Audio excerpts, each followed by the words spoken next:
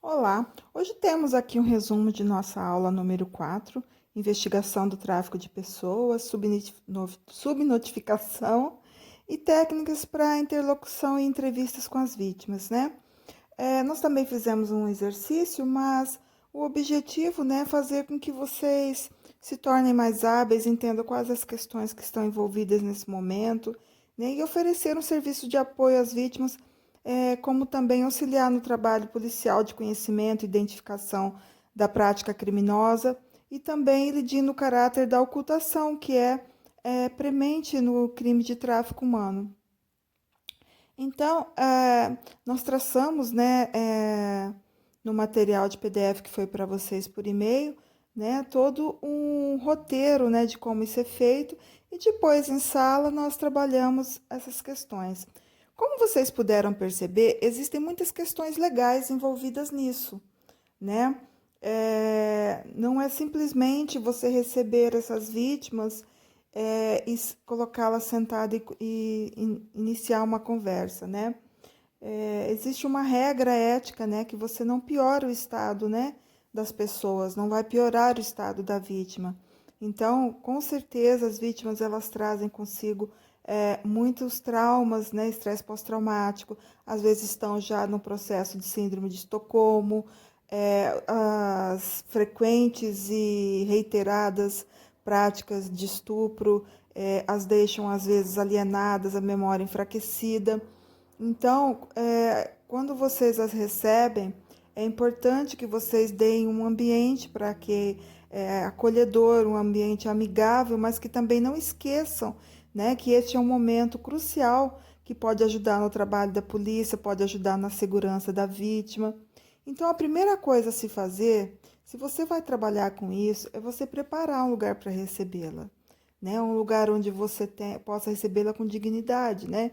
Onde ela possa se sentir confortável, onde tenha assim um lugar que ela possa ficar assim que ela chegue e você tenha os primeiros atendimentos, que ela possa ficar um pouco em paz, porque ela está cansada, né, de fugir, cansada de ter medo. Então, deixá-la descansar um pouco, 1 ou 2 horas, numa sala onde ela fique sozinha.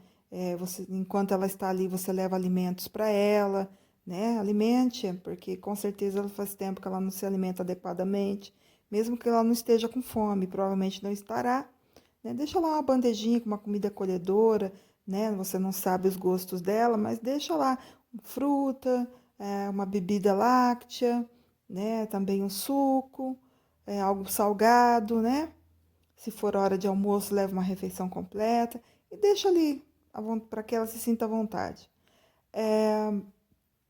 Importante também neste momento é que seja um lugar que garanta a privacidade da vítima, a segurança dela. Você tem que proteger a identidade dela. E em seguida, né, feito isso, você deixa o seu corpo preparado, né, o corpo de atendimento. Você deve ter à sua disposição uma equipe de 1 ou 2 advogados ali que estejam presentes, que possam auxiliar você nesse momento para que os procedimentos não extrapolem, né, os critérios legais e também respeitem a ética. Esse é um momento importante porque muitas vítimas elas chegam com uma história, né? E é difícil fazê-las falar porque elas têm medo, não acreditam em ninguém neste momento, então elas vão ter uma tendência a esconder as coisas. Então vai ser bem normal se talvez a história que ela lhe conte não faça muito sentido naquele momento, né? Mas você vai fazer uma investigação para verificar, né, se as características, né, de indicação de tráfico humano estão presentes, né? Você vai conversar com ela, né? É, vai perguntar como que era o trabalho dela, é, se ela podia sair enquanto estava trabalhando, se ela tinha liberdade, né? Perceba se ela dá indícios de ansiedade e medo enquanto ela fala, é, se ela era objeto de violência, ameaça, estupros, se ela tem lesões pelo corpo, observe isso, né? Por quê? Porque às vezes é necessário até que você a leve a um pronto-socorro, a um médico, né, para que receba tratamento. No entanto, com o acolhimento de tratamento psicológico, a lei não permite que você imponha isso à força às pessoas. Então, você deve ter um documento pronto chamado consentimento expresso e fazê-la assinar, oferecer o serviço, ter uma abordagem adequada para que, se você perceber que ela precise disso, para que você possa convencê-la, mas de uma forma não agressiva. Então, você conversa, explique a necessidade e, se ela aceitar, então, ela assina esse documento e então você pode deixá-la ter uma sessão com a psicóloga. Se não, deixe a psicóloga por perto, mas não como forma de tratamento. A psicóloga pode fazer parte da equipe multidisciplinar de vocês nas entrevistas, né? Se tiver um advogado presente, tiver você ali, mas ela não pode iniciar atendimento médico. E isso os psicólogos eles sabem qual é o limite disso, né? É, mesmo que ela nesse momento negue, faz parte. Com certeza nos dias que vocês seguirão, ela talvez aceite, talvez ela até peça isso, tá bom? Ah, bom, então, nós temos também, né, que observar a idade, né? Se ela é maior, se ela é menor. Se ela for menor, tem que comunicar à família, tá? Não dê endereço, não é o momento da família se dirigir, porque se uma pessoa é encontrada numa situação dessas, como vítima de tráfico humano, alguém a colocou nessa situação. Então, até que tudo se esclareça, você tem que protegê-la. Então, você informa ela que você avisou a família e observe a reação dela. No entanto, que a família não tem o endereço ainda, que primeiro vamos dar você vai dar o primeiro socorro para ela e depois, se ela quiser, se ela autorizar, você vai colocá-la em contato com os pais. Na verdade, quem vai fazer isso é a equipe policial, né? Eles é que vão verificar se a família pode entrar em contato com ela.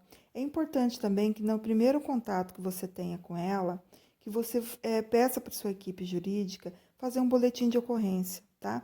Avisar a polícia que ela deu entrada no seu estabelecimento, na sua organização, né, na sua casa. E então você, com isso, ganha legitimidade para cuidar dela, estar com ela, enquanto ela mesma não vai à polícia fazer o boletim de ocorrência, né?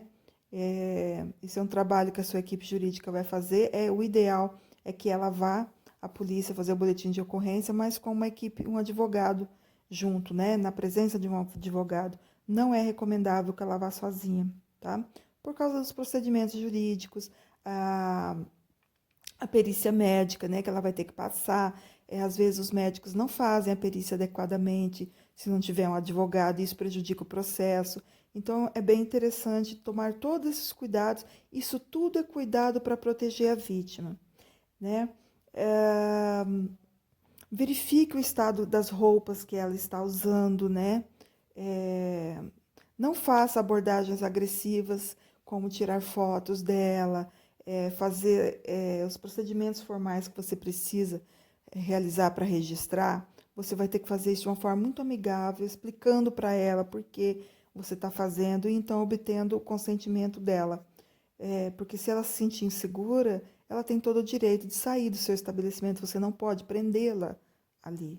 Então, você, para poder cuidar dela e ajudá-la, nesses primeiros momentos é muito importante o atendimento amigável, porque depois disso ela mesma vai se abrir mais, ela vai falar mais e ela vai ficar ali mais à vontade, né? Verifica a situação da documentação dela, se está com ela, se não está com ela, se não estiver com ela, o que aconteceu, né, com os documentos, porque a necessidade, né, neste caso, se ela não tiver com os documentos, de providenciar a segunda via imediatamente, né, é bem importante isso.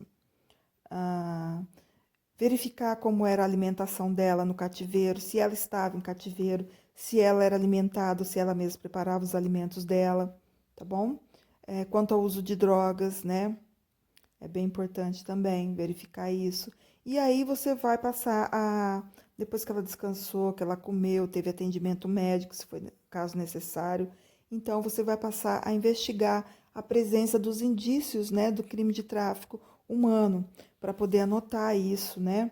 E por que isso? É importante saber se ela é só uma vítima, se ela era uma vítima que praticou alguns crimes durante esse processo dela, se ela também não é uma criminosa, né, se escondendo na posição de vítima, né, que às vezes isso acontece com as aliciadoras, saber diferenciar se ela era uma aliciadora profissional ou se era uma aliciadora dentro do tráfico laboral, né, obrigando a praticar condutas criminosas, né, é importante diferenciar isso.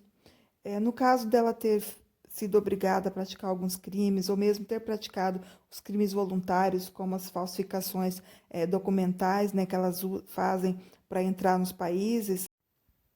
Bom, a sua abordagem, né, com ela deve seguir os seguintes métodos. Sua abordagem deve ser ponderada, metódica e sem juízos de valor. Tá? Ponderada é nessa questão de exigir apenas o que é possível dela, né? Vendo todo o cenário de onde ela vem, que ela pode estar em síndrome de Estocolmo ou com estresse pós-traumático, então você tem que exigir o que ela pode te entregar. Tá? Metódica, tá? Como você vai ser metódica? Você vai seguir os procedimentos legais, tá? Ideal é que você peça para sua equipe jurídica lhe preparar uma cartilha, né, das perguntas a serem feitas para identificar a prática do crime de tráfico humano, que tipo de tráfico humano era, né? Isso tudo você tem que ter um método, né? Porque a lei ela não permite, né, certas coisas, né? E um advogado vai te orientar, como por exemplo, né, você não pode usar pressão, né? Não pode pressionar a vítima, porque você pode piorar o estado dela, né? E é muito importante que você não faça juízos de valor, né? Você não a recrimine, porque elas, principalmente as vítimas que vêm do tráfico sexual, né? E aquelas que deram consentimento para a prostituição, depois foram enganadas. Então, assim, não faça juízos de valor, não tenha uma conduta recriminatória, né? Verifique se ela tem antecedentes de saúde mental, né? Então, assim, é importante, né, você entender esses quadros, né? A falta de memória também é um problema sério pela dissociação, uma violência constante repetida por dias e dias, leva à dissociação, né? Então ela não se vê como vítima. Talvez ela conte a história como se fosse com uma terceira pessoa e aquilo era com ela, mas ela realmente não se lembra que foi com ela. Então é muito importante você não esquecer, por isso é importante ter um método de atendimento, tá? Ter uma escuta ativa, né? Prestar atenção em tudo que ela diz, né? Disponibilize seu sistema de assistência social, você tem que ter isso ali. Dê um tempo para a vítima se recuperar, proteja a identidade e a privacidade dela, garanta a segurança física também, né? E tem um local ideal para ela, né? Verifique as ações judiciais, informe a vítima dos direitos legais que ela tem, né? Bom, quanto ao nosso exercício, né, ele foi exatamente neste ponto, né, de se identificar o que fazer quando receber uma vítima, né, que tenha praticado um crime no meio